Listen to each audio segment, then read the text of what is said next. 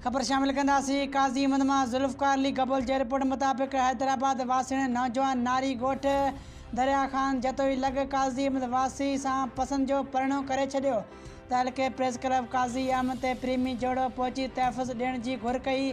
तफ़सील मूजिबि हैदराबाद जे इलाइक़े अलमदार चौक जे रवासिण फलक धीअ सावण शेख काज़ी अहमद लॻ ॻोठ दरिया ख़ान जतोई वासी शाह महमद वलद महमद उमर जतोई सां प्यार जो परिणो कयो आहे।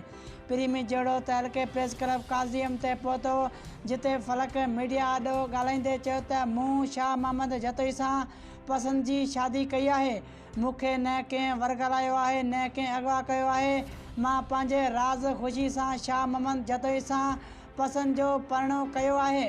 हिन चयो त मुंहिंजा भाउर ऐं माइट मुंहिंजे मुड़ुस ख़िलाफ़ केस वग़ैरह कनि था, उनखे कूड़ो सम्झियो वञे। हिन चयो त भाउरनि ऐं माइटनि मां असांखे जान जो ख़तरो आहे, जेके मौतमार धमकियूं ॾेई रहिया आहिनि।